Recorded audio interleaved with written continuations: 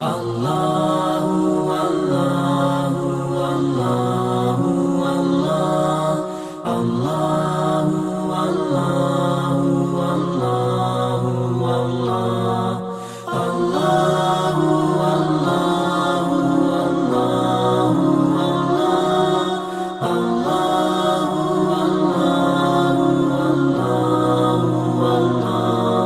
Allahu Allahu warahmatullahi ta'ala wabarakatuh.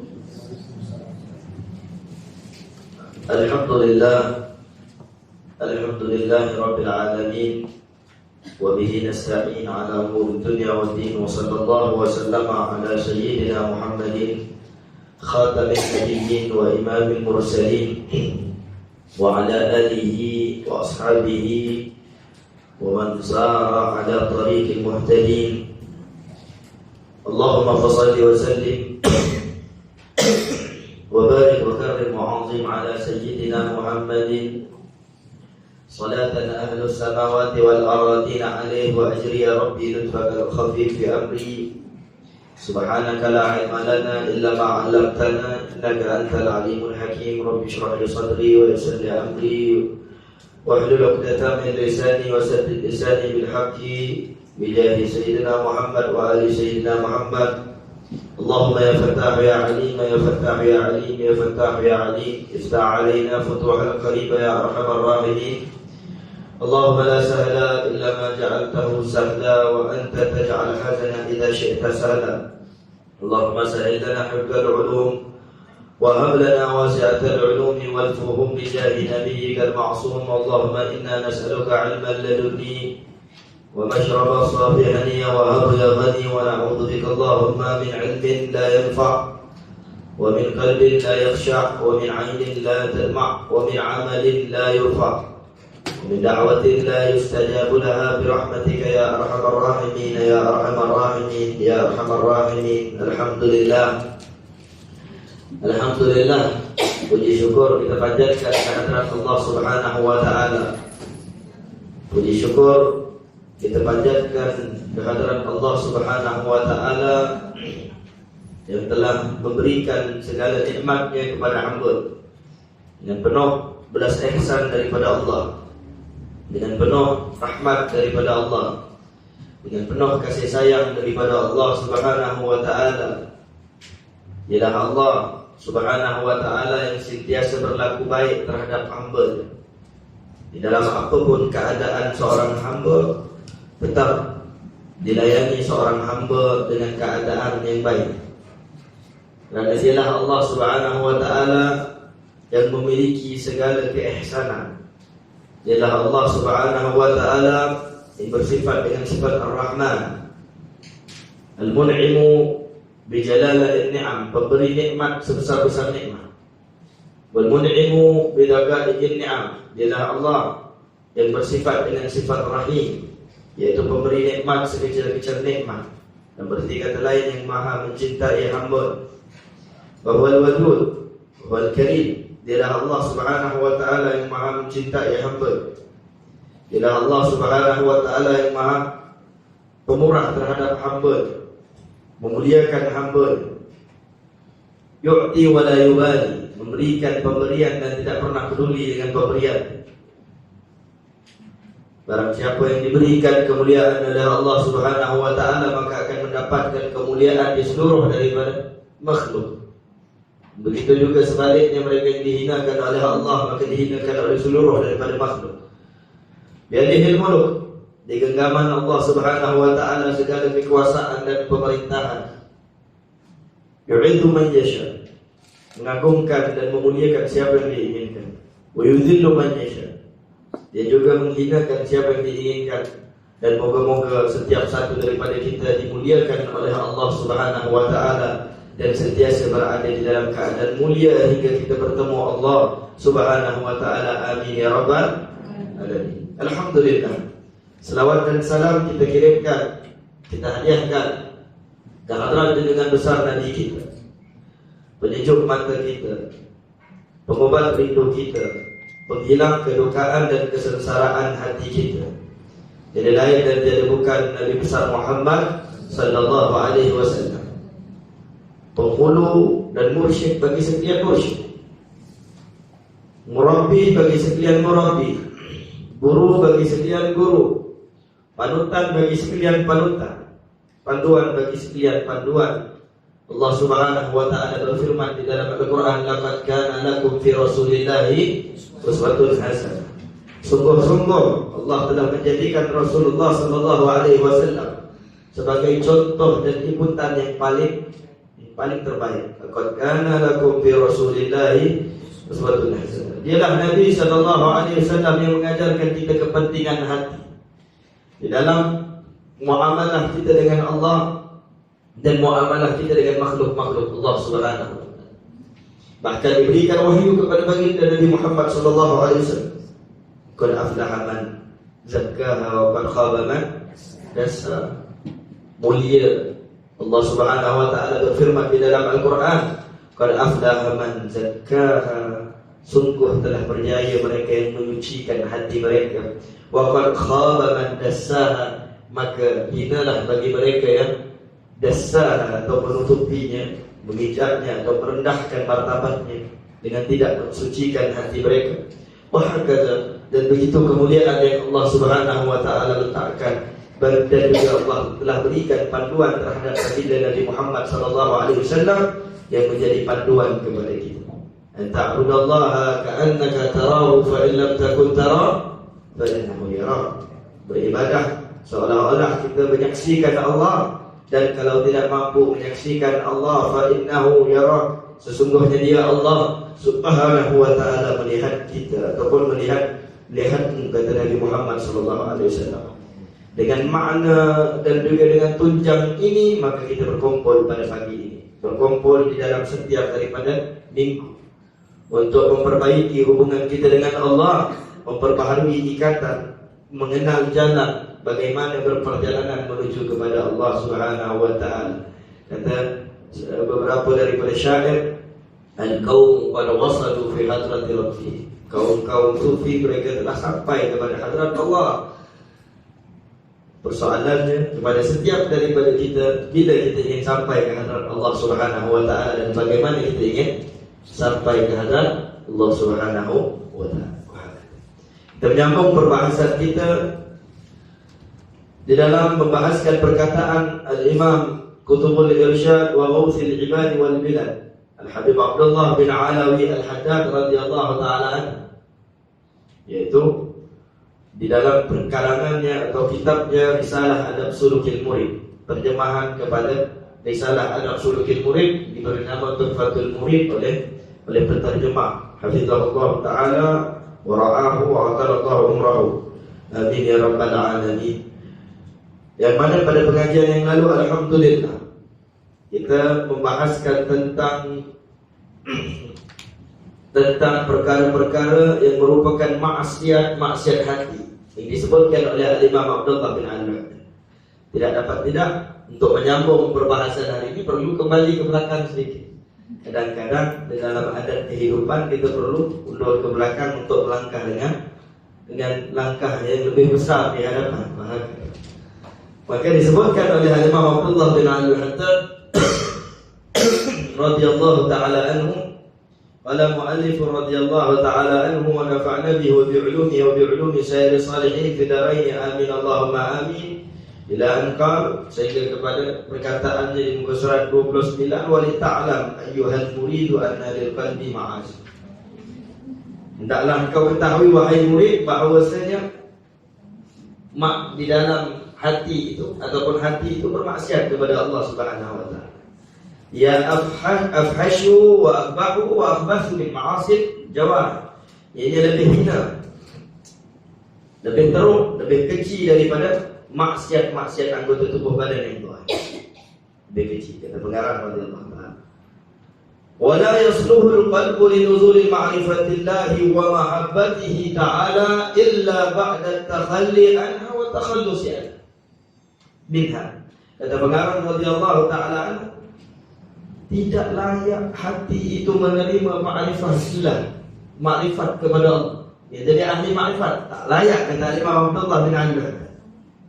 Wa mahabbatih, inginkan rasa cinta kepada Allah bertapak di dalam hati, tidak akan dapat illa ba'da takhalli anha, kecuali setelah satu orang itu mengosongkan hati, wa takhallusi minha, dan membersihkan hatinya daripada perkara-perkara kotoran-kotoran tadi. Dan itu kita kembali. Famin afhashiha, kata pengarang radhiyallahu ta'ala anhu, al-kibru wa riya wal hisab. Yang paling teruk daripada maksiat hati ini yang banyak, yang paling kecil, al-kibru wa riya wal hasad, yaitu kibir, sombong di dalam hati. Inna Allah la yuhibbul mutakabbir. Allah tidak mencintai orang-orang yang bersifat sombong. Wa riya wal hasad, dan juga hasad, dengki, iri hati kepada seorang. Disebutkan oleh pengarang radhiyallahu taala anhu kibir, riya dan hasad. Pada pengajian yang lalu kita sudah selesai membahaskan tentang kibir, kesombongan. Panjang lebar, tak ulang lagi insya-Allah. Jauh ya. Kemudian riya sudah. Dan hari ini kita masuk kepada perbahasan di muka surat yang ke-33, yaitu hasad. Setelah pengarang radhiyallahu taala anhu menceritakan keburukan mereka yang bersifat riya. Riya ialah beramal kerana selain daripada Allah, menginginkan selain daripada Allah. Di hadapannya ada yang boleh memberikan dia segala-galanya, jadi berpaling kepada yang tidak boleh memberikan dia segala-galanya. Di hadapannya ada pencipta dan penguasa bagi sekalian penguasa, dia pergi kepada mereka yang mempunyai kuasa yang kecil, yang hina, berpaling kepada dunia. Imam Abdullah bin Alawi Al-Haddad radhiyallahu taala anhu, wa man 'amila salihati wa ahabba an ya'rifahu an-nasu bidzalika liyu'azzimuhu wa yastani'u ilayhi al-ma'rufa fa huwa mura'in jahilun ra'idun fi dunya. Mereka yang beramal soleh, suka untuk diketahui oleh orang dia itu orang soleh, dia itu ahli ilmu, dia itu ahli ibadah, dia itu ahli zikir, dia itu penuntut ilmu, dia itu ahli infak, dia itu orang berkhidmat kepada masyarakat. Wa ahabba an ya'rifahu an-nas bidzalika liyu'azzimuhu. Untuk apa? Untuk diagungkan, untuk dimuliakan, untuk orang ramai akan buat baik kepadanya. Katanya Al-Imam Abdullah bin Al-Haddad menyebutkan fahuwa mura'in jahilun radidun fi dunya. Ini orang tak sedar sebenarnya dia ini orang yang mura'in, riya. Ini orang jahil, tak ada ilmu, orang bodoh, kata Imam Abdullah bin Al-Haddad. Radidun fi dunya, sebenarnya dia menginginkan dunia. Kerana itu perbahasan dunia dan akhirat ini perbahasannya aneh. Kita sebutkan perbahasan yang dekik, halus. Kerana dunia diartikan dengan kullu ma yushghiluka anillah, semua yang menyibukkan engkau daripada Allah.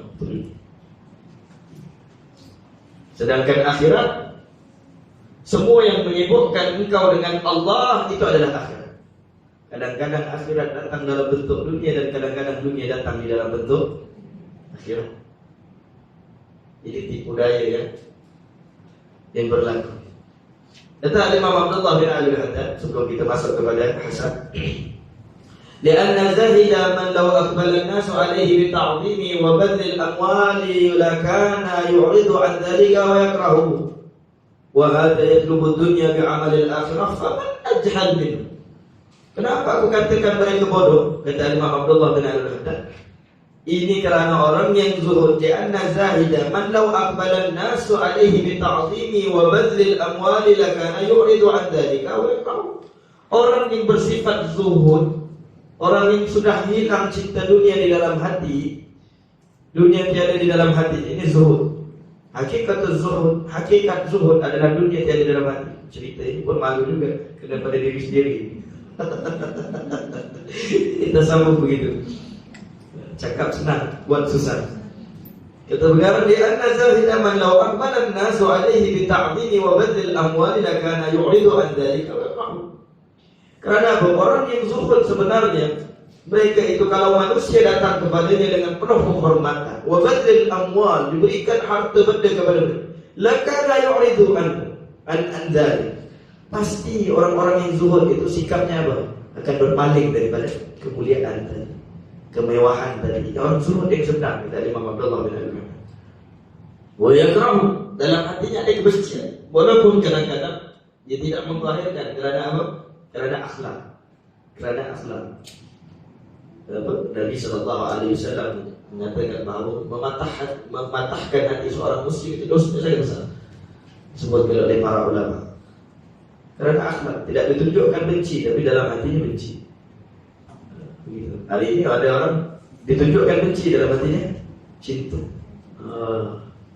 Diberikan harta, diberikan kemuliaan, tak suka, tapi sebenarnya suka. Khususnya apa? Salam, cium tangan. Tak payah. Tapi dalam hati, kenapa dia tak salam aku? Oh, ini berlaku hakikatnya. Ini berlaku tipu daya syaitan. Saya mengambil panduan daripada guru saya, Al-Imam Baqiyatis Salam, Al-Allamah, Muhaddith, Muslim, Habib Umar bin Muhammad bin Salim bin Habib.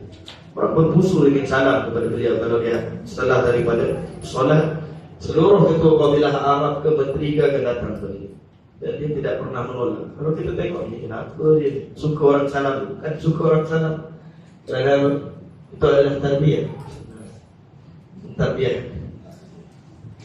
Bahkan kadang-kadang kalau kita tengok dalam video-video orang di Itali, di dalam Mustafa kalau salam Sayyidina Habib Umar, ini bukan cerita tentang guru, tapi ini panduan yang kita lihat.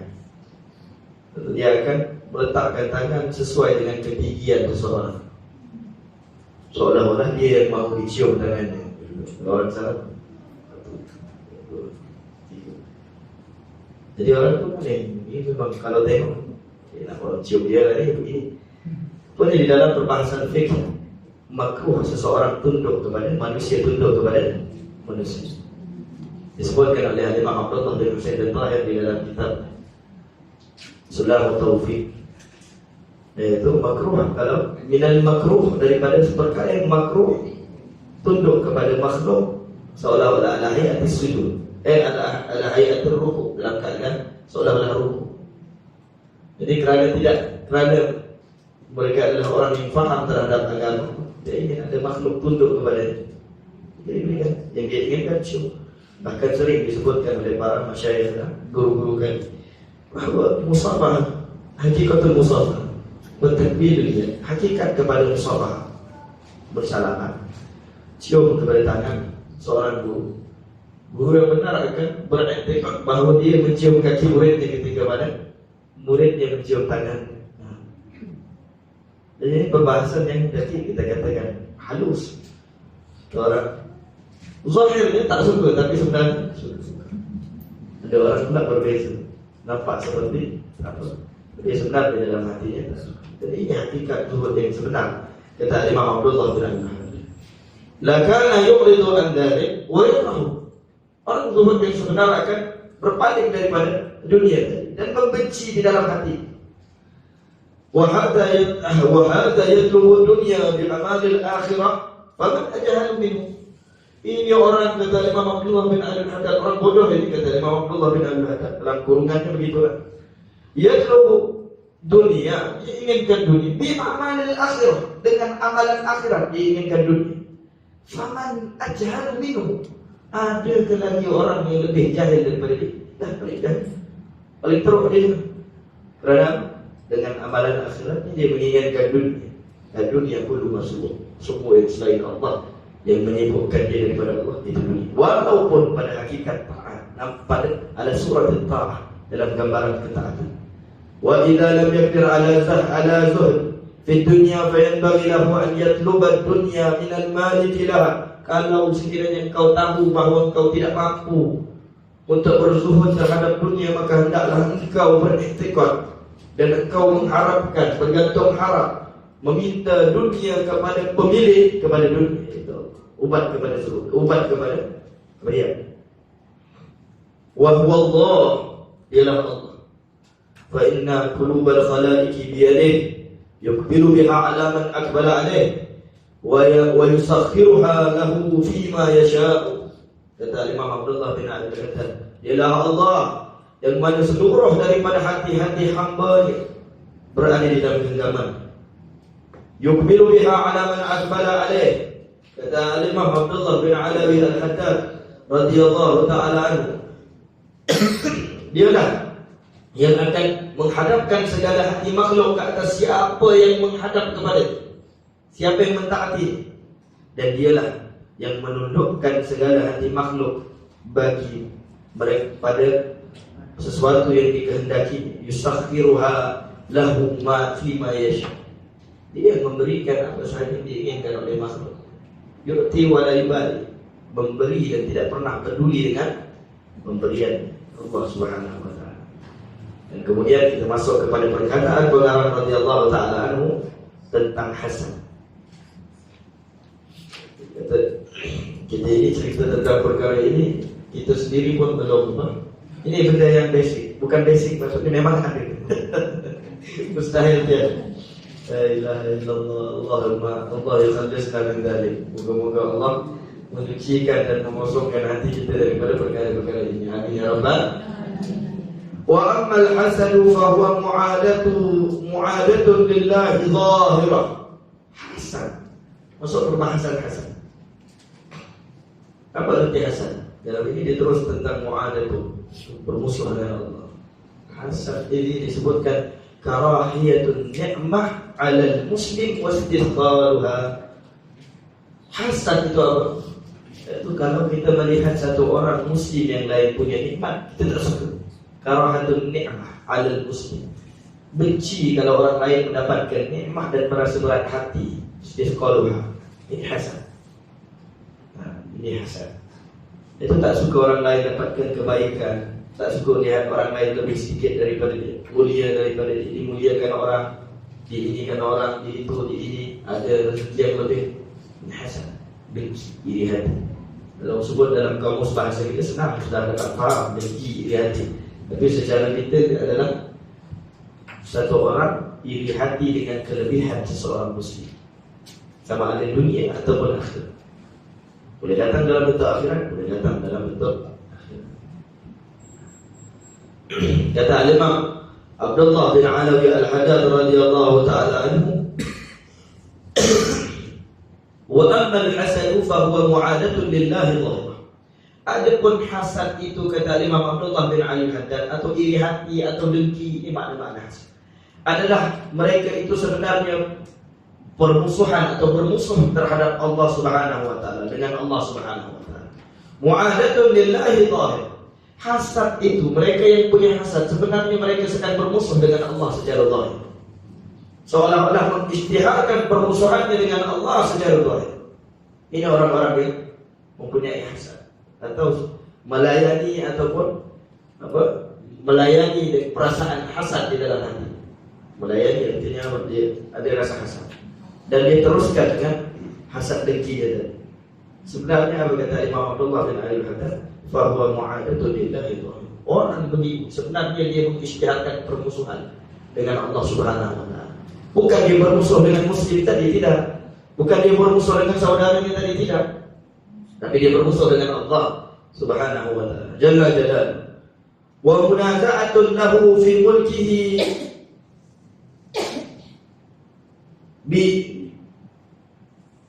bayinatun bukan bayinah itu jelas. Wa munaza'atun lahu fi mulkihi bayinatun li'annahu subhanahu idza an'ama 'ala ba'di ibadihi bi ni'matin fala shakka annahu muridun lidzalik wa mukhtarun lahu idza la mukriha lahu ta'ala. Kata Imam Abdullah bin Alawi Al-Haddad radhiyallahu taala anhu, orang yang ada perasaan iri hati, hasad dengki ini, mereka sebenarnya mengisytiharkan permusuhan mereka secara zahir dan nyata terhadap Allah. Munaza'atun lahu fi mulki, mereka adalah golongan yang memberontak kepada Allah, menunjukkan pemberontakannya kepada Allah Subhanahu wa taala pada kerajaannya secara jelas, pada apa yang dimiliki oleh Allah secara jelas. Apa dia? Nikmat yang diberikan kepada saudaranya tadi itu dimiliki oleh siapa? Allah. Harta yang diberikan fulan bin fulan dapat harta banyak, apa pun cara dia dapatkan itu terserah dia dengan Allah. Tapi yang kita ini dengki dengan dia, iri hati dengan dia. Sedangkan harta tadi yang berikan siapa? Allah. Jadi yang dimaksudkan mengisytiharkan permusuhan kepada Allah secara zahir. Munaza'atan lahu fi mulkihi bayyinatun li'annahu subhanahu wa ta'ala idh an'ama 'ala ba'di ibadihi bi ni'matin fala syakka annahu muridun lidzalik. Kata Imam Abdullah bin Al-Haddad, mereka sebenarnya memberontak kepada Allah terhadap apa yang berada di dalam kekuasaan Allah secara jelas. Kerana Allah kalau memberikan nikmat terhadap hamba-hambanya atau terhadap beberapa daripada hamba-Nya, ala ba'di ibadihi, terhadap beberapa daripada hamba Allah berikan nikmat. Fulan diberikan ilmu yang banyak, masya Allah, tabarakallah. Hadza min fadli Rabbi, itu daripada pemberian Allah dan kemuliaan Allah. Fulan bin fulan diberikan istri yang banyak ke, istri yang cantik ke, itu nikmat yang Allah berikan kepadanya. Fulan bin fulan Allah berikan kedudukan di dalam dan jawatan, pengaruh yang kuat, kelebihan yang Allah berikan kepada. Fulan bin fulan Allah berikan harta, berniaganya maju, masya Allah, tabarakallah. Fulan bin fulan Allah berikan anak yang banyak. Ini nikmat yang Allah berikan kepadanya. Dan hakikatnya nikmat itu siapa yang berikan? Allah Subhanahu wa ta'ala. Kata Imam Abdullah bin Al-Haddad, li'annahu subhanahu idza an'ama 'ala ba'di ibadihi bi ni'matin fala syakka annahu muridun lidzalik. Kerana apa? Kerana sesungguhnya Allah Subhanahu wa ta'ala kalau memberikan nikmat kepada hamba-hambanya, beberapa daripada hambanya dengan satu nikmat, fala syakka annahu muridun lidzalik, dengan tanpa syak itu adalah menunjukkan kehendak Allah Subhanahu wa ta'ala. Allah yang berkehendak. Ada orang boleh kaya tanpa kehendak Allah. Ada orang boleh dapatkan kemuliaan, kedudukan tanpa izin daripada Allah. Di pilihan raya, undi, contoh pilihan raya lah, dia boleh menang. Boleh menang ke dia tanpa Allah izin? Undi dah bagaimanapun, buatlah mudaharat, tunjuk perasaan bagaimanapun, boleh menang ke? Tak boleh. Semua berlaku di atas keizinan Allah Subhanahu. Fala syakka annahu muridun lidzalik, kata Imam Abdullah. Tanpa syak Allah yang menghendaki. Fulan bin fulan Allah berikan kehidupan yang bahagia. Fulan bin fulan Allah beri rezeki yang banyak. Li'annahu muridun lidzalik. Kerana Allah yang menginginkan perkara tadi berlaku. Sudah terjadi dan sudah tercatat di dalam kehendak dan lembaran iradah Allah Subhanahu wa ta'ala. Iradah Allah kalau kita belajar di dalam ilmu tauhid, ia adalah sesuatu yang azali. Semenjak azali. Azali ya, sebelum diciptakan makhluk, tiada hak waktu. La bidayatalah. Kerana sifat iradah Allah Subhanahu wa ta'ala itu seperti mana sifat Allah Subhanahu wa ta'ala al-qadim, yaitu sedia ada. Iradah Allah sedia ada. Iradah Allah bukan seperti kita hari ini nak makan roti canai, besok nak makan nasi lemak. Tidak. Sebelum ini tak ada live TikTok, sekarang ada live TikTok. Iradah berbeza, artinya bertukar. Begitu. Semalam minggu lepas pakai biru muda, hari ini pakai biru tua. Itu iradah namanya. Sebelum dia tak nak datang, sekarang datang. Itu iradah. Iradah makhluk begitu. Dia tidak setia ada, dia baharu. Dia sesuatu yang baru. Bertukar-tukar mengikut zaman, keadaan, kepentingan, masalah, keperluan. Ini iradah makhluk, kehendak makhluk. Berbeza dengan iradah Allah Al-Qadim. Sedia ada seperti mana sifat Allah Subhanahu wa ta'ala yang sedia ada. Kalau Allah memuliakan makhluk, artinya sejak azal Allah telah mengkehendaki dia dimuliakan. Fala syakka annahu muridun lidzalik wa mukhtarun lahu, dan Allah yang telah memilih bagi idza mukriha lahu ta'ala.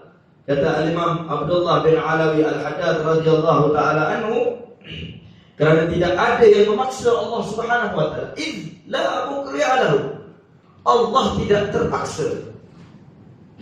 Di antara sifat yang mustahil bagi Allah ialah mukrih, yaitu Allah Subhanahu wa ta'ala dipaksa. Sifat Allah Subhanahu wa ta'ala kita belajar dalam tauhid bersifat dengan sifat qudrah. Betul? Qudrah. yaitu kudrah Allah Subhanahu wa taala. Juga sebelum daripada kudrah iradah, kudrah dan iradah Allah Subhanahu wa taala, atau setelah kudrah iradah. Kudrah iradah, lawan bagi kudrah apa? Ajiz. Ajiz ini apa? Tak mampu, lemah.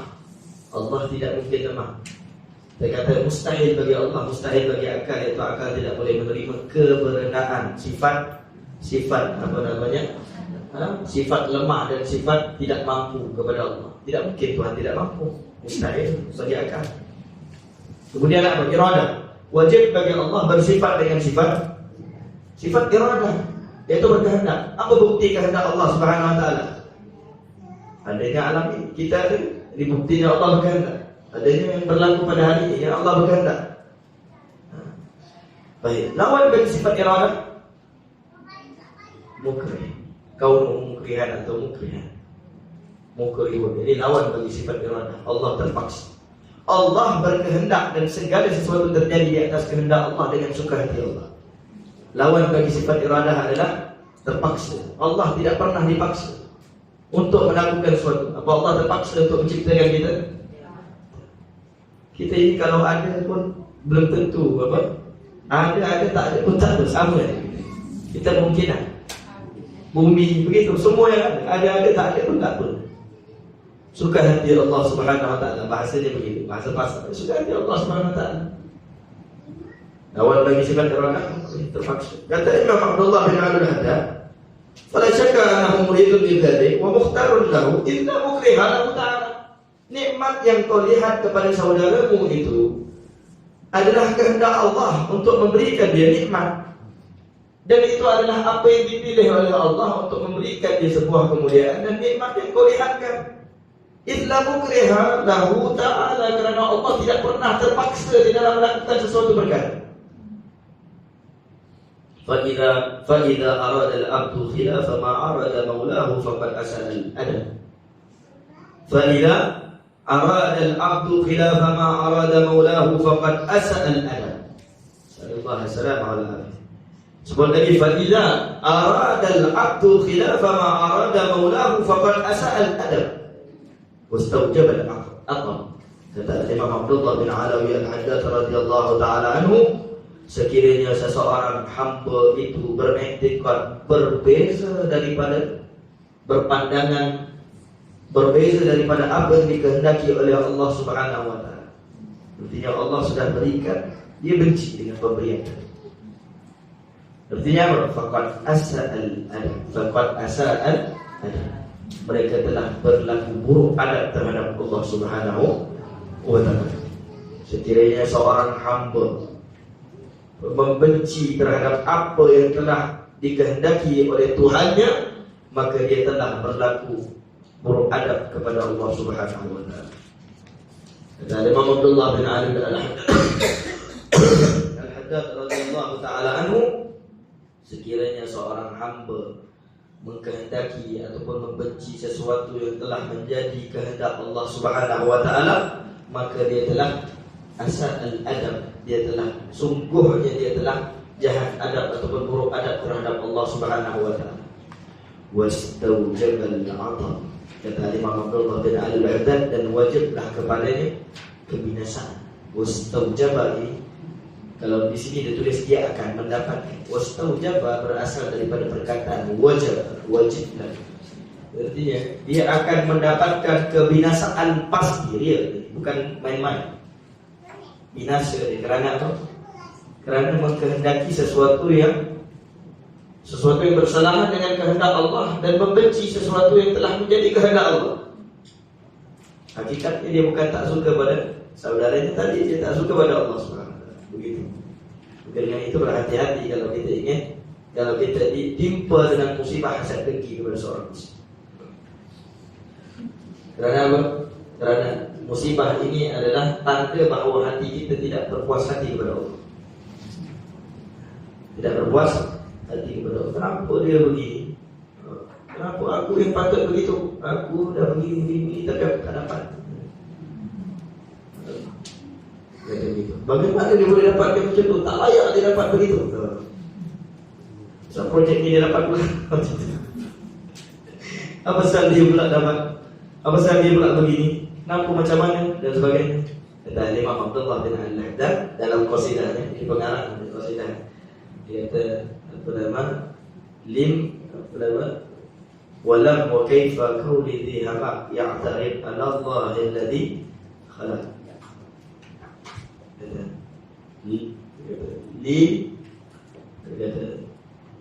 Walam wa kaifa qawli dhi hamaq.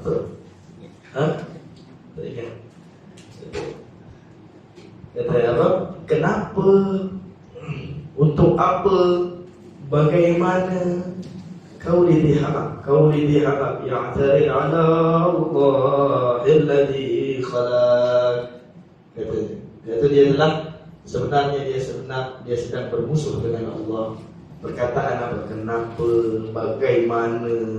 Untuk apa? Qauli dihamak, perkataan orang yang bodoh. Kata Imam Abdullah bin Al-Haddad. Kenapa terjadi begini? Oh, ini tanda kebodohan diri. Kenapa begini? Ini kehendak Allah. Kenapa tanya lagi begitu? Ini maksud Imam Abdullah bin Al-Haddad. Kemudian bagaimana pula dia boleh dapat? Kemudian dia apa? Kata Imam Abdullah bin Al-Haddad, perkataan ini tak pantas keluar daripada lidah orang yang mempunyai ilmu. Kerana ini kehendak Allah Subhanahu wa taala. Ya'tarif 'ala Allah alladhi khalaq. Mereka sebenarnya membenci Allah yang telah menciptakan. Wa qadar wa qaddar kullu syai' bihaq. Dialah Allah yang telah menetapkan sesuatu, qadar wa qaddar, dan apa yang berlaku yang ditetapkan kepada seorang hamba tadi mendapatkan kemuliaan atau mendapatkan kehinaan. Kullu syai' bihaq, itu semua ketentuan Allah. Dan sebenar-benar ketetapan Allah Subhanahu wa taala. Kata Imam Abdullah bin Al-Haddad, ya qalbi tanabba watrukil muna. Kata Imam Muna, watrukil masul majul. Kata Imam Abdullah bin Al-Haddad radhiyallahu taala, yaitu watrukil majul. Ya qalbi tanabba, wahai hati sedang. Perkataanmu kenapa, bagaimana, sebab apa, ini perkataan bodoh. Kata Imam Abdullah bin Al-Haddad, takdir, sudah takdir, ini kehendak Allah. Kau lihat apa? Kalau kau benci, engkau sebenarnya orang bodoh. Kata Imam Abdullah bin Al-Haddad, kau lihat apa? Ya'tarif 'ala Allah, kau sebenarnya memusuhi Allah. Kalau kau ada pertikaian lagi terhadap apa yang telah menjadi ketentuan Allah, engkau sebenarnya memusuhi Allah. Sebab itu hasad diartikan oleh Imam Abdullah bin Al-Haddad, fahuwa mu'adatun lillahi.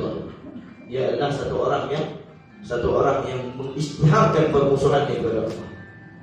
Semua yang berlaku dan yang telah ditetapkan oleh Allah, semuanya berlaku dengan ketentuan Allah Subhanahu wa taala. Bihaq, dengan kebenaran Allah Subhanahu wa taala telah tetapkan. Allah yang Maha Benar telah tetapkan. Ya qalbi tanabbah, wahai hati saudara, dari Imam Abdullah bin Al-Haddad. Utrukil majul, dan tinggalkanlah perasaan tidak puas hatimu, pertikaianmu terhadap apa yang telah menjadi ketentuan Allah Subhanahu wa taala. Kemudian Imam Abdullah bin Alawi Al-Haddad radhiyallahu taala anhu menyebutkan, "Tsumma innal hasada qad yakunu ala umuri dunya kal jahi wal mali wa hiya asgharu min an yahsuda 'alaiha." Ataupun an yuhsada dulu, yahsuda atau yuhsada. Min an yuhsada, dihasadkan kepada, ya min an yahsida 'alaiha, daripada apa satu orang menghasadkan kepada. Dua makna hampir sama. Summa innal hasada qad yakunu ala umuri dunya kal jahi wal mal. Kata Imam Abdullah bin Al-Haddad, sudah dibahaskan keburukan hasad ini adalah orang yang sedang mengisytiharkan permusuhan kepada Allah. Sekarang Imam Abdullah bin Al-Haddad membahagikan hasad itu bagaimana, terbahagi kepada berapa jenis, macam mana hasad itu. Kata Imam Abdullah bin Al-Haddad, Imam Abdullah bin Al-Haddad menyebutkan, summa innal hasada qad yakunu ala umuri dunya. Lalu sesungguhnya, atau kemudian sesungguhnya hasad itu boleh jadi terjadi kepada urusan yang berkaitan dengan dunia. Pertama, disebutkan oleh Imam Abdullah bin Al-Haddad, seperti apa? Kal jahi wal mal, seperti kemuliaan dan juga harta, kemasyhuran. Boleh jadi hasad. Ini ramai orang suka dia. Oh. Ini pada perkara dunia. Kemasyhuran, al-jah wal mal. Kenapa tak suka dia? Alah dia ni bajet-bajet dah, dia kaya, tak pernah berinfak je gitu. Dia pula yang tentu. Itu harta dia nak infak, tak nak infak dia punya pasal. Ini tak puas hati kenapa? Sebenarnya tak puas hati dengan Allah. Jadi pada perkara dunia. Kenapa? Patut aku dapat jawatan tu dia yang dapat. Kenapa dia dapat? Begitu. Jadi umur dunia pada perkara dunia. Wahia asraru min an yuhsada alaiha. Ini kata Imam Abdullah bin Alawi Al-Haddad radhiyallahu ta'ala anhu.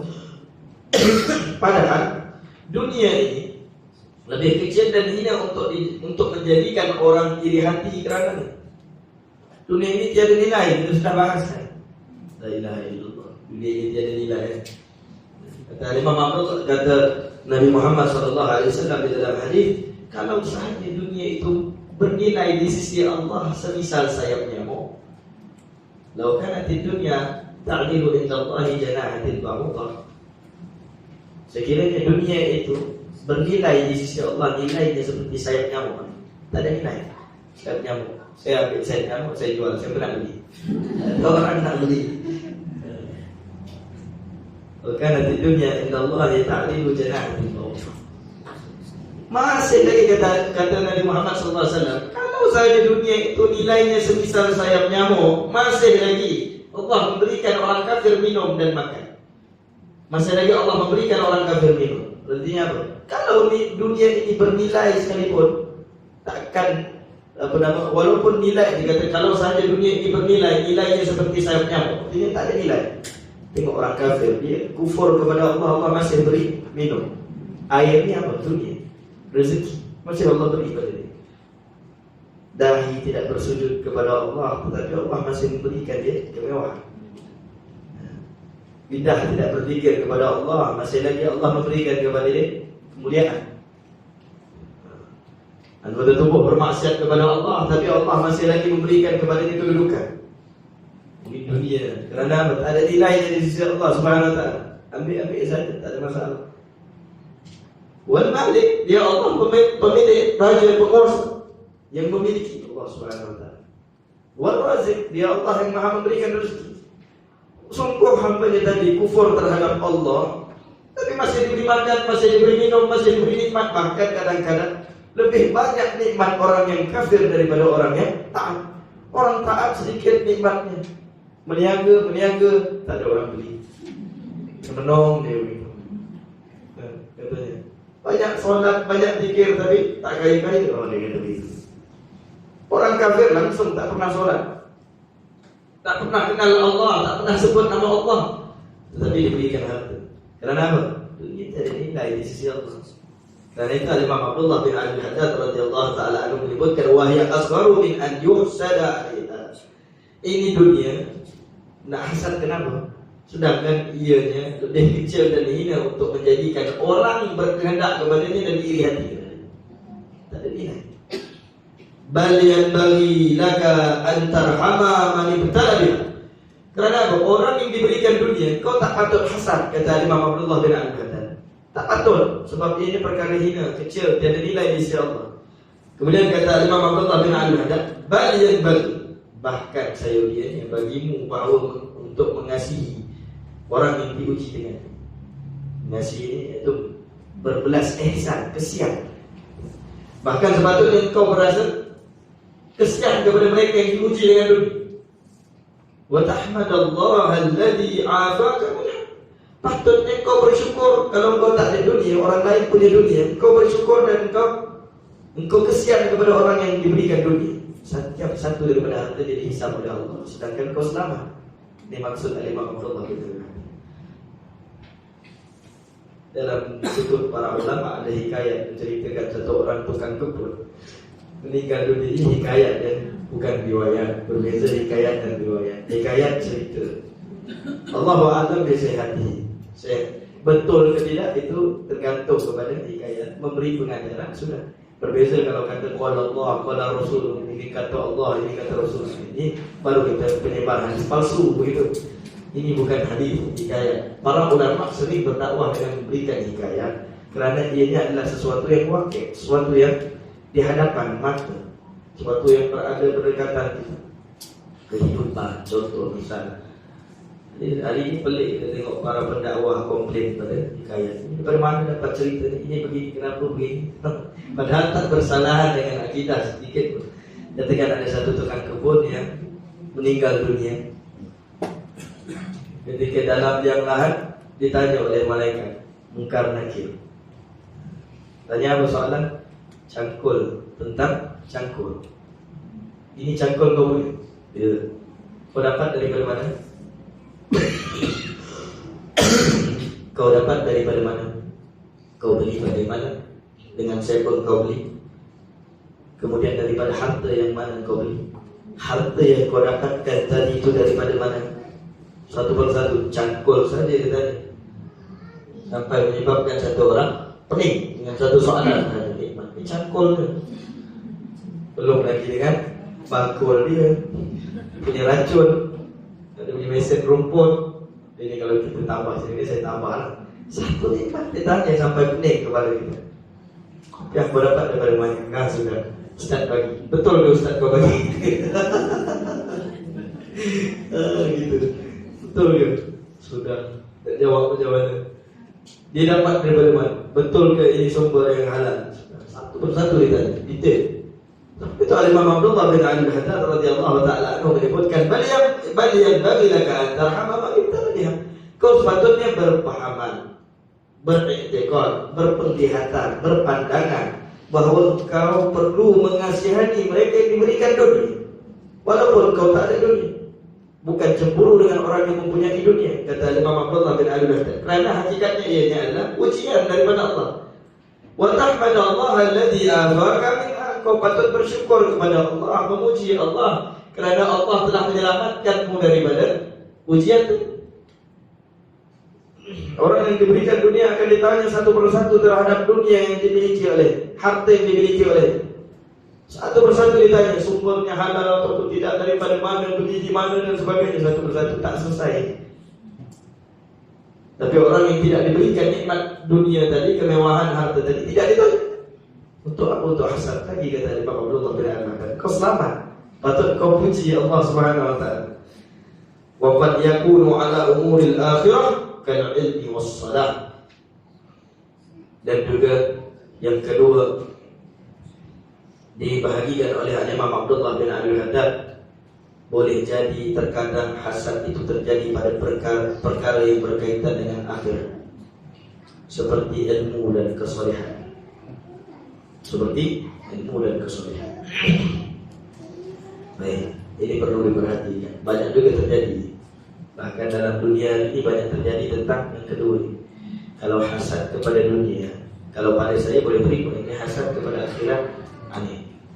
Okay, baik. Di dalam hadis Nabi SAW bersabda, jangan kau hasad melainkan kepada beberapa perkara, dua perkara disebutkan, atau tiga perkara. Itu. Dan ketiga-tiga perkara tadi berkaitan dengan akhirat. Itu mereka yang diberikan ilmu, lalu menyebutkan ilmu, diberikan harta, lalu bersedekah. Ini perkara akhirat. Jadi dibahagikan oleh beberapa para muhaddisin di dalam syarah mereka bahawa ini hasad yang mahmud, iaitu hasad yang terpuji. Tapi yang dimaksudkan bukan hasad iri hati. Contoh satu orang tengok dia, dia diberikan ilmu, mengajar sana sini. Apa dengki? Tak suka. Tak suka yang dimaksudkan hasad mahmud. Jangan digunakan dalil. Nabi kata kena hasad, ini hasad terpuji. Banyak orang juga berkata begini, jangan kau hasad melainkan kepada perkara akhirat. Hasad yang dimaksudkan ini bukan iri hati yang menyebabkan permusuhan, menjatuhkan, fitnah menfitnah dan sebagainya, aib mengaibkan, tidak. Tapi hasad yang dimaksudkan dengan hasad mahmudah, yaitu hasad yang terpuji, yaitu jealous, cemburu. Dia bukan hasad, dia cemburu, tahap rendah sedikit. Cemburu itu bagaimana? Ya Allah, kalaulah aku dapat begini, alangkah baiknya akhirat aku pasti baik. Tapi itu nikmat yang kau dah berikan kepada dia, kemuliaan. Fadlullah yu'ti ma yasha. Cemburu ini yang dimaksud, bukan hasad dengki, jatuh menjatuhkan aib mengaibkan, viral memviralkan pada perkara akhirat. Kata Imam Abdullah bin Ali al-Haddad, wa qabihu bil murid an yahsuda man wafaqahu ala tariqihi wa a'wanahu ala amrihi bal yanbaghi lahu an yafraha bihi li'annahu sara awnan lahu wa jinsan yataqawwa bihi wal mu'minu kathirun bi akhihi بل الذي ينبغي للمريد أن يحب بباطنه ويجتهد بظاهره في جمع الناس على طريق الله واشتغال بطاعته ولا يبالي أفضاله أم فضله فإن ذلك رزق من الله وهو سبحانه وتعالى يختص برحمته من يشاء. Imam Abdullah bin Alawi al-Haddad radhiyallahu taala anhu menyebutkan tentang hasad dalam gambaran akhirat, dengki kepada urusan akhirat. Dunia sudah tiada nilai, akhirat bernilai, tapi jangan sampai dengan akhirat tadi menyebabkan satu orang celaka. Kata Imam Abdullah bin Al-Haddad, wa qadihun bil murid. Perhatikan, sering berlaku ini, dan saya sendiri pun menghadapi perkara yang sama, dan kita sering ingatkan mereka yang bersama dengan kita. Wa qadihun bil murid an yahsuda man wafaqahu ala tariqih. Sungguh buruk keji, qabih ini keji, buruk. Qabihun bil murid, sungguh keji dan sungguh buruk bagi seorang murid. Siapa murid? Man arada Allah subhanahu wa ta'ala, mereka yang menginginkan Allah subhanahu wa ta'ala, ini murid. Sungguh keji dan buruk bagi seorang murid ketika mana dia mempunyai hasad dengki kepada orang yang sejalan, man wafaqahu, sejalan dengannya di dalam perjalanannya menuju kepada Allah, mendekatkan diri kepada Allah. Qabih. Sama-sama belajar dengki. Kenapa bang? Ustaz banyak pandang dia, tak pandang kita berlaku. Lucu ya, tapi ini berlaku ini. Dulu kalau zaman kita belajar ini banyak kali jadi. Ustaz banyak asyik dengan Ustaz, dia pula asyik-asyik dia dapat, dia orang lain tak dapat. Habis macam-macam. Juga apa? Dengki lagi dengan perkara-perkara akhirat. Orang nampak dia zikir banyak, kawan dia zikir banyak, orang panggil dari orang soleh, kenapa orang tak kata orang soleh? Pun sama lagi. Qabih, kata Imam Abdullah bin Ali tadi, buruk sekali, kecil ni. Sama-sama ada ilmu, tapi yang ini yang Allah muliakan. Dan itu hakikatnya ujian daripada Allah. Diberikan kemasyhuran, mengajar pada sini, sebarkan dakwah. Yang ini pun belajar sama, tapi Allah tak berikan. Belum berikan kerana Allah menyelamatkan daripada ujian yang lebih besar tadi. Dia pun dengki. Apa dia pun sebar hoax. Dia ini bukan bagus sangat. Dia ini bukan begini. Dia ini segala macam cara dia buat untuk menjatuhkan saudaranya yang sejalan dengan. Ini sama-sama mungkin. Ini dalam konteks dakwah. Hari ini kita tengok dalam dakwah ini cacat marmah. Ustaz Ismail kita tahu. Orang-orang dakwah pening kepala cacat marmah. Satu masjid sama saling dengki mendengki buat perkara yang sama, ya ini nak majukan masjid, yang itu nak majukan masjid. Hakikatnya wafaqahu ala tariqih. Ini sejalan di dalam mendekatkan diri kepada Allah Subhanahu wa taala, tapi saling bermusuhan. Begitu. Yang ini pendakwah menyuruh orang ke jalan Allah, yang ini menyuruh orang ke jalan Allah. Mungkin di dalam medium yang berbeza, cara yang berbeza, jalan yang berbeza. Yang ini kata yang ini salah, yang ini kata yang ini salah. Hari ini tak payah buka banyak, buka saja di Facebook saja dah pening kepala. Ini kata ustaz ini, ustaz ini kata ustaz ini. Ini yang dimaksudkan oleh Imam Abdullah bin Al-Haddad. Ia hati dengki pada perkara itu. Wa qabihun bil muridi an yahsuda man wafaqahu ala tariqih. Sungguh keji dan hina bagi mereka yang mendakwa dia inginkan akhirat. Dia dengki, mendengki, hasad, iri hati kepada mereka yang sejalan dengan dia. Wa awanahu ala amrihi. Kata Imam Abdullah bin Ali al-Haddad radhiyallahu ta'ala, dan dengki kepada orang yang menyokongnya atas urusan. Menyokong ini dalam bentuk membantu. Hakikat dakwah.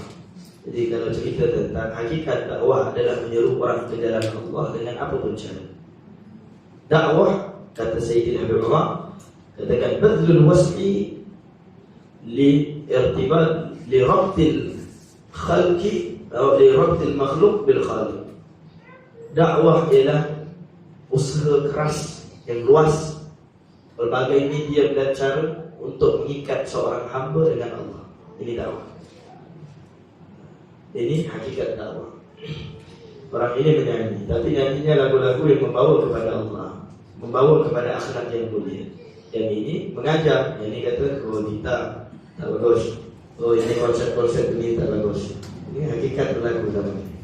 Yang ini NGO, buat perkara kebajikan. Yang ini tak buat NGO, dia tak buat perkara-perkara kebajikan. Dia buat kata, oh, ini orang pasti ada pesan dia ni. Jadi yang maksudnya, yang ini mengajar, yang ini mengajar. Hakikatnya dia bawa orang pada Allah atau pada diri dia? Pada Allah Subhanahu wa ta'ala. Itu apa Isa? Sejalan dengannya, sama-sama membantu kepada urusannya. Kalau orang datang banyak kepada, misalnya contohnya di luar lah itu cerita. Ada minggu sini. Kalau orang datang ke rumah ngaji ramai, penuh sampai keluar. Entiti lain kenapa nak pergi? Kerana ini adalah, ini kita cerita contoh yang berdekatan. Tak kena mengenai dengan yang hidup dan yang mati. Ada orang hasad dengan rumah ngaji baik. Jadi orang ramai di sini. Kenapa entiti dakwah yang lain perlu dengki dengan yang ini? Kerana hakikatnya rumah ngaji telah membawa orang kepada Allah. Contoh-contoh nama entiti yang dekat. Kenapa perlu dengki? Kau ingin apa? Bawa orang kepada Allah. Ada saudaraku berjanji membawa orang kepada Allah. Kenapa perlu dengki? Melainkan sekiranya di dalam hatinya ada iradatul dunia, menginginkan dunia, dijam'in nas, untuk mengumpul orang datang kepadanya, memuliakan dia, memberikan dia harta, keinginan dunia dan sebagainya. Ini punca kepada segala kerosakan. Walau dalam gambaran akhirat, walau dalam gambaran akhirat. Karena itu ini kerosakan yang berlaku. Hubbud dunia ra'su kulli khati'ah. Kata Nabi Muhammad sallallahu alaihi wasallam, cinta kepada dunia adalah punca kepada sekalian daripada kehancuran dan sekalian daripada keburukan. Kata Imam Abdullah bin Al-Haddad, bal yanbaghi lahu an yafraha bihi li'annahu sara aunan lahu wa jinsan yataqawwa bih. Bahkan sayurianya baginya bahawa dia bergembira dengan saudaranya yang berjaya dalam urusan akhirat tadi.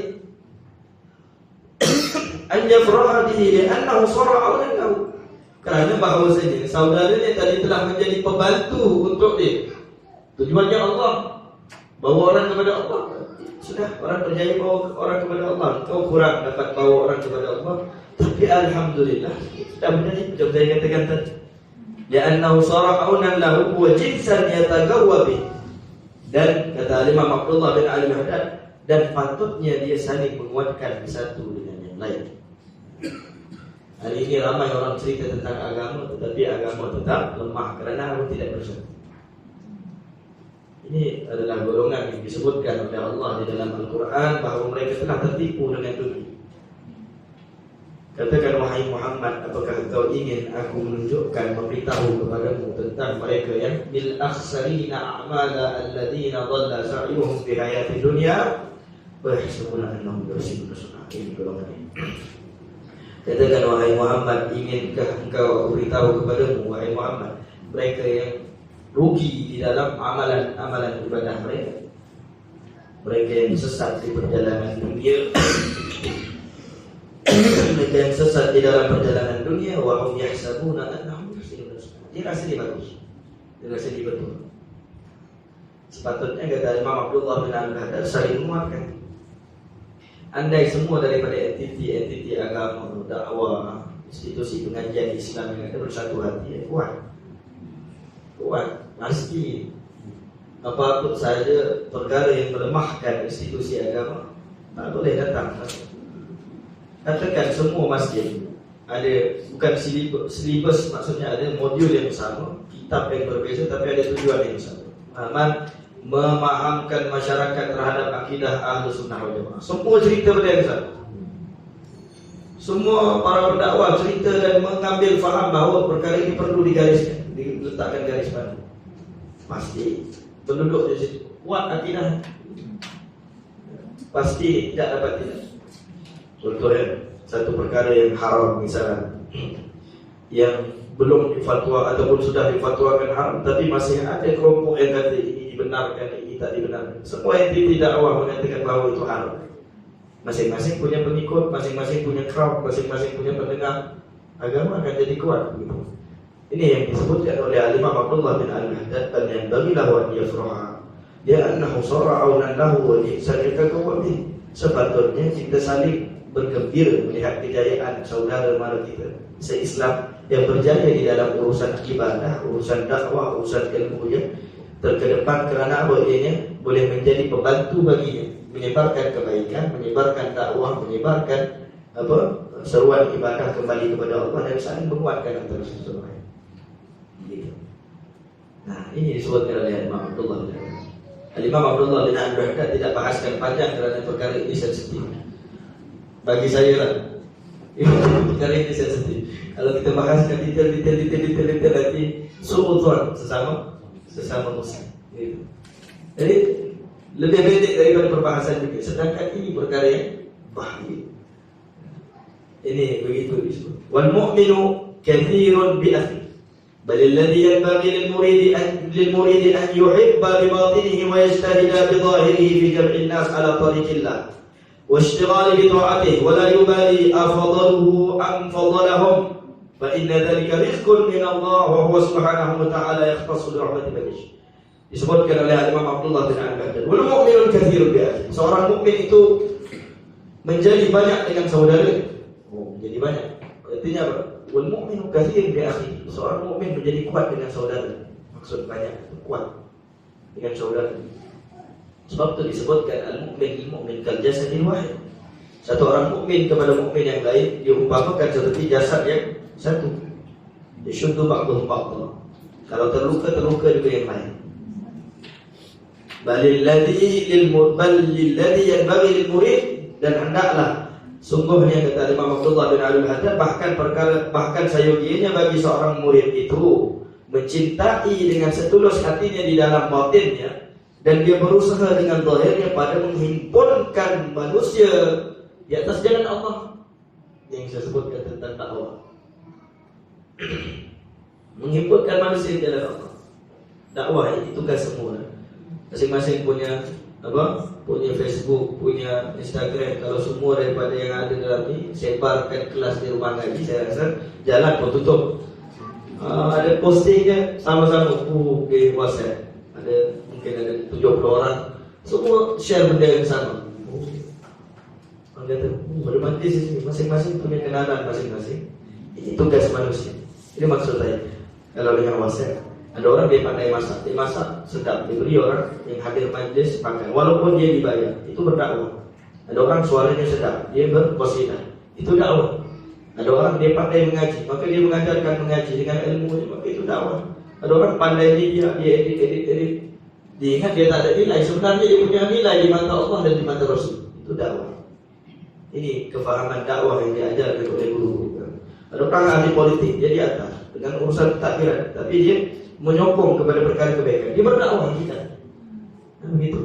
Ada orang penyanyi, tapi penyanyi di dalam menunjukkan akhlak yang mulia, seru pada dia punya pengikut dan sebagainya, followers untuk membantu hadir ke majlis. Ini dakwah. Nah itu kita tidak pernah satu lekok berada dengan Sayyidi wa akhi Habib Hamid bin Umar bin Hafiz, dengan anak kepada guru mulia Habib Umar bin Muhammad bin Salim bin Habib, namanya Sayyid Habib Hamid. Ini muda 1 tahun daripada saya, satu bilik dengan saya. Dia pergi ke Mesir, duduk dengan penyanyi. Penyanyi Arab dengan main, bukan macam kita. Penyanyi Arab bilik, Masya Allah. Nah, jadi penyanyi Arab lebih lagi ekstrim. Kita lebih-lebih, sini ada jabatan agama, sana jadi kumpul. Jadi beberapa penyanyi kata, kami ingin taubat, kami ingin tinggalkan, kami ingin pergi ke talim, ingin belajar agama. Tak perlu. Kau terus duduk di dalam industri hiburan, tapi di dalam gambaran yang berbeza menyeru orang kepada Allah. Kalau semua penyanyi bertaubat, masuk belajar jadi penuntut ilmu, siapa yang nak dakwah pada orang yang berada di dalam dunia itu? Kan begitu. Bal, kata Imam Abdullah bin Al-Baghdadi, seorang yang berkeinginan kepada Allah, sehingga perlu menyeru orang kepada mengumpulkan manusia ke jalan Allah, wa ishtighali bi ta'atih. Dia perlu menyeru orang kepada mentaati Allah Subhanahu wa taala. Buat saja. Wala yubali afdaluhu am fadalahum. Dia tak peduli sama ada dia itu, apakah dia itu dimuliakan oleh oleh mad'unya, oleh orang-orang yang dia seru tadi kepada Allah, murid-murid dia tadi memuliakan dia, am fadalahum atau memuliakan orang lain. Ini tamparan keras kepada para ulama dan asatidz. Kerana apa? Ini murid-muridnya, dia sudah pergi mengajar, kenapa dia perlu inginkan kemuliaan pada dia? Ingin muliakan dia sudah, ingin pergi ke orang ini sudah, yang penting kepada Allah Subhanahu wa taala. Wala yubali afdaluhu am fadalahu.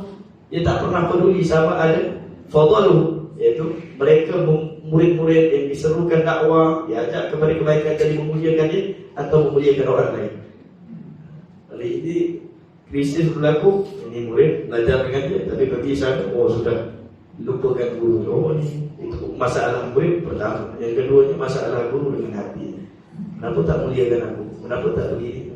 Ini Imam Abdullah bin Al-Haddad menegur, wala yubali afdaluhu wa afdalahu. Yang penting dia baik sudah. Fa inna dzalika rizqun min Allah. Kerana sesungguhnya demikian itu adalah rezeki daripada Allah. Kalau dimuliakan makhluk atau tidak dimuliakan oleh makhluk, itu adalah kaitan sebagai rezeki. Dan jangan pernah berharap untuk dimuliakan. Kalau berharap untuk dimuliakan adalah sebuah kehinaan. Dan fa inna dzalika rizqun min Allah wa huwa subhanahu wa ta'ala yakhtassu bi rahmatihi man yasha. Dan Allah Subhanahu wa ta'ala yang telah mengkhususkan dengan rahmatnya kepada sesiapa yang dia kehendaki. Siapa yang Allah muliakan, maka dimuliakan oleh Allah Subhanahu wa ta'ala. Dan insya-Allah pada pengajian yang akan datang kita akan sambung pada perkataan pengarang radhiyallahu taala anhu, wa fil qalbi akhlaqun kathiratun madhmumatun lam nadhkurha farsan ala ijaz. Kata Imam Abdullah bin Ali Al-Haddad radhiyallahu taala anhu, di dalam hati terdapat banyak sikap-sikap, sifat-sifat buruk dan tercela yang kami tak mampu sebutkan satu persatu. Banyak. Tak sebutkan kerana apa? Hirsan ala ijaz. Takut panjang, takut kitabnya jadi lebih besar. Siapa yang nak baca kitab besar-besar? Nah, begitu. Ini maksud Imam Haddad. Kalau zaman dulu ini 300 tahun yang lalu, siapa yang nak baca kitab besar-besar? Pilih-pilih. Dilihat pula sekarang. Dilihat pula sekarang. Kenapa baca kitab apa? Baca kitab kat sana. Apa nama? Katakan. Sini baca kitab apa paling besar? Saya harus sedikit. Saya harus sedikit. Dia harus sedikit. Masih kecil ni dia harus sedikit. Belum setahap dengan Sahih Bukhari, Muslim. Ini tak habis-habis, bila habis pun tak tahu. Kata Imam Abdullah bin Al-Haddad, hirsan ala ijaz. Takut-takut jadi besar. InsyaAllah kita akan bahaskan pada pengajian yang akan datang. Moga-moga Allah. Soalan ni. Baik. Assalamualaikum Ustaz. Banyak kelas pengajian-pengajian dan buku-buku menjelaskan tentang sifat-sifat dan akhlak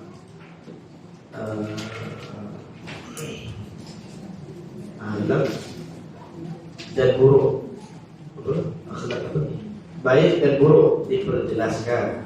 Tapi pada hakikatnya sifat-sifat begini kekal di dalam hati dan diri seorang, sukar dihagiskan sama sekali dari hati dan diri. Apakah cara dan ubat yang mujarab yang dapat diamalkan supaya sifat-sifat begini dapat dihagiskan untuk menuju keredaannya di dunia dan di akhirat? Mohon penjelasan. Terima kasih. Sama-sama.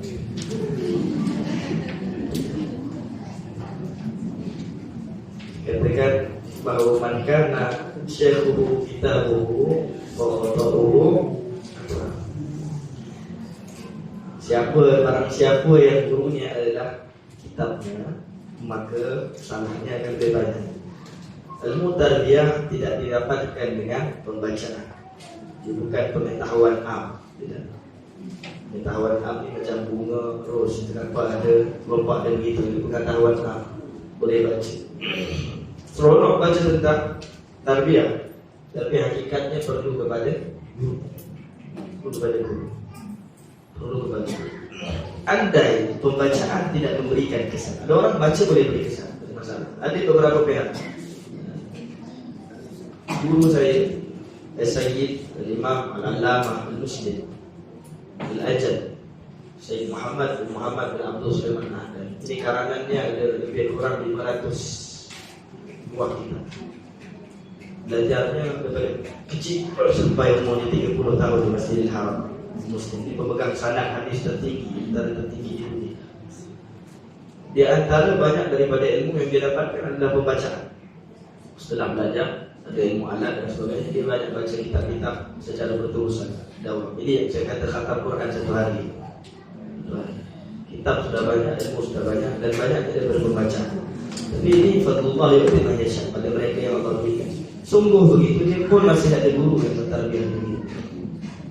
Pernah disebutkan kunna qara'na kutubal qaum, kami baca kitab-kitab kaum, kitab-kitab yang berbentuk akhlak dan tasawuf. Semisal risalah Busyairiyah katanya yang besar-besar. Wala na'rif maza yaqsudul mu'allif. Kami tak paham apa yang dimaksudkan oleh pengarang dan tak tahu hakikat hasan itu bagaimana, sebenarnya riya itu bagaimana, sehingga mana katanya aku bertemu dengan gurunya Sayyid Hasan bin Ahmad Abdul Bari Al-Haddad, guru beliau. Jadi yang sudah alim ini baca banyak kitab tapi tak tahu. Begitu juga kalau bukan, saya ulangkan, kalau bukan kerana guru saya Al-Habib Ali bin Hasan bin Zaid bin Hasan bin Muhammad bin Ibrahim bin Idrus bin Abdurrahman bin Abdullah bin Faqih, saya pun tak tahu tentang tasawuf. Baca-baca di Darul Mustafa kitab khatam, tapi kalau bukan kerana guru, kita juga tak tahu sebenarnya apa yang ditujukan di dalam kehidupan. Jadi kalau andai pembacaan tidak memberi kesan di dalam membentuk sifat-sifat yang mulia, maka cari guru yang mampu untuk mendidik, guru yang mursyid. Dan di dalam apapun keadaan, yang terpenting adalah niat di dalam mengislah diri. Pembacaan boleh memberi kesan dengan niat yang kuat, karena niat itu adalah senjata bagi seorang muslim. Bahagia. Katanya apa tadi? Perkara yang paling mujarab, ubat yang paling mujarab, guru. Ubat yang paling mujarab. Laula murabbi ma araftu, kalau bukan kerana guru maka tidak mungkin aku mengenal Tuhan. Laula murabbi ma araftu rabbi, kata Nabi Musa ada gurunya, Nabi Khidir alaihi wasallam. Nabi kita Muhammad sallallahu alaihi wasallam punya guru yaitu Jibril, dan berguru langsung dengan Allah Subhanahu wa taala. Para sahabat punya gurunya yaitu baginda Nabi besar Muhammad sallallahu alaihi wasallam. Para tabi'in juga punya gurunya yaitu para sahabat. Begitu bersama sampai ke kita. Dan begitu sebutkan, guru adalah obat yang paling mujarab pada saya, supaya setiap amalan yang kita dapatkan daripada kitab, ada beberapa amalan yang kita tak tahu macam mana. Solat witir, solat duha, banyakkan solat duha, banyakkan solat witir. Dalam kitab tulis begitu. Bila kita melihat kepada guru, oh begini penetapan waktunya, berapa rakaatnya, dibaca apa, bagaimana, bila nak selitkan waktu dalam kehidupan kita. Bila ada seorang guru yang mursyid. Tapi guru itu mesti mursyid, seorang yang membawa orang kepada Allah, yang layak mentarbiyah, dan juga niat yang ikhlas. Kata kulli ashabi as-siddiq sayful murid. Al-Imam Abdullah bin Abdul Haddad menyebutkan, dan ini saya pegang daripada saya belajar sampai sekarang, bahkan menjadi perkataan yang saya gariskan. Setiap kali buka media sosial kan mesti ada tulis kulli ashabi as-siddiq sayful murid. Katakan, wahai setiap sahabat-sahabatku, murid-muridku, sini niatmu ini adalah pedang para murid. Tak ada pedang, bagaimana ingin bermujahadah, mujahadatul nufus, mujahadah dengan hawa nafsu. Tak ada pedang, bagaimana mati tertikam kalah. Begitu. Wahakala Allah Subhanahu wa taala a'lam. Baik. Ada soalan lagi? Bagaimana dikatakan dengan doa takdir begitu?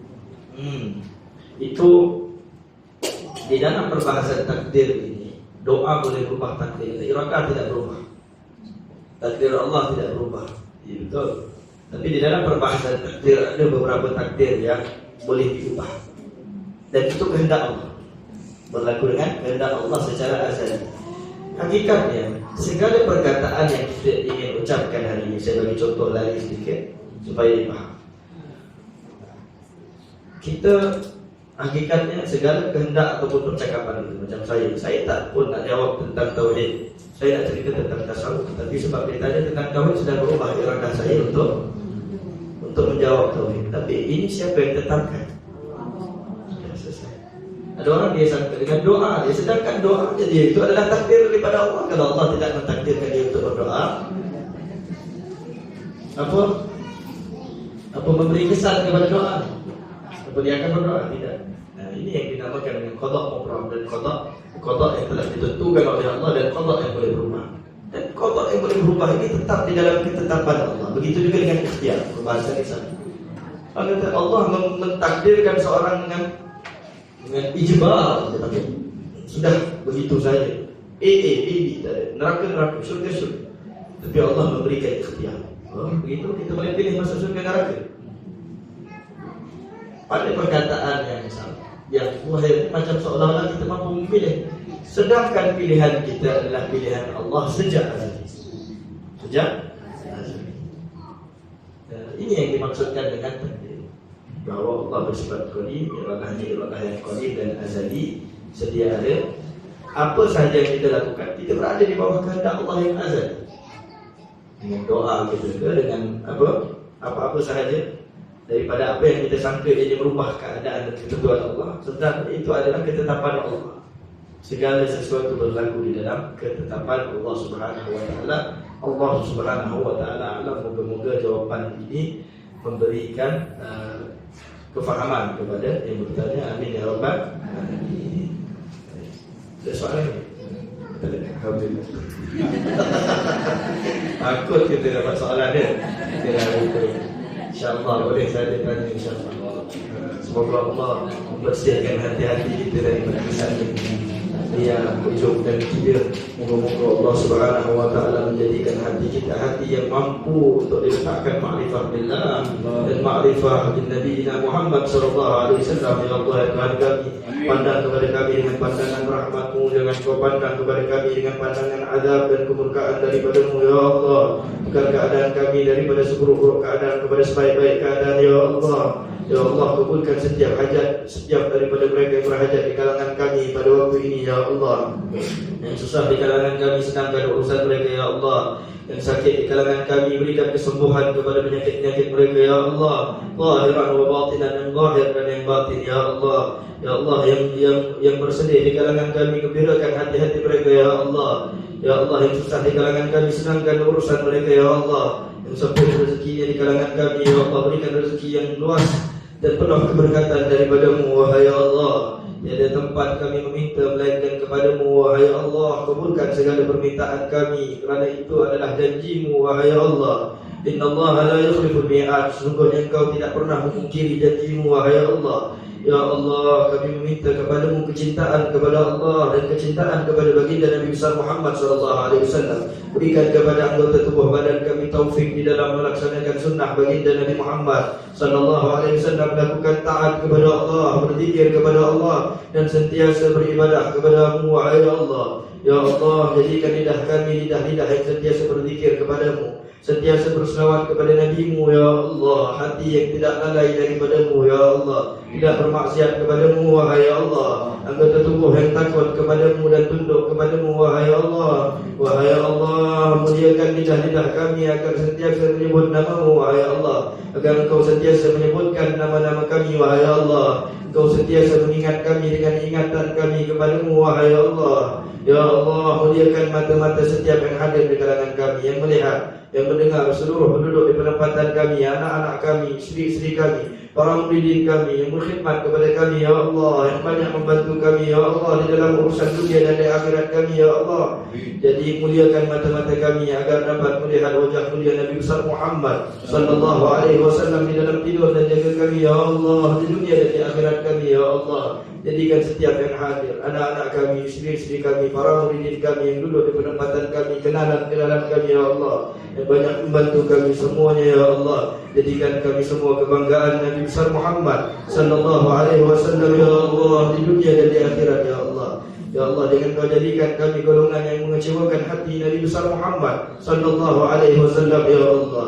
Ya Allah, berikan kepada lidah-lidah kami taufik untuk menyebutkan kalimat la ilaha illallah Muhammadur Rasulullah sallallahu alaihi wasallam pada akhir hayat kami ya Allah. Husnul khatimah indal maut ya Allah. Husnul khatimah indal maut ya Allah. Husnul khatimah indal maut ya Allah. Akhir kalam di dalam kehidupan kami, lidah kami mampu menyebutkan kalimat la ilaha illallah Muhammadur Rasulullah sallallahu alaihi wasallam pada akhir hayat kami ya Allah. Bangkitkan setiap daripada kami ya Allah yang hadir, yang melihat, yang mendengar, seluruh penduduk di penempatan kami, anak-anak kami, istri-istri kami, para murid kami yang berkhidmat kepada kami, yang banyak membantu kami di dalam urusan dunia dan akhirat kami ya Allah.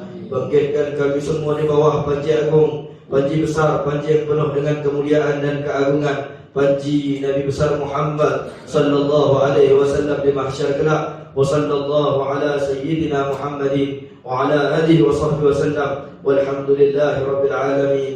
Wassalamualaikum warahmatullahi wabarakatuh. Allah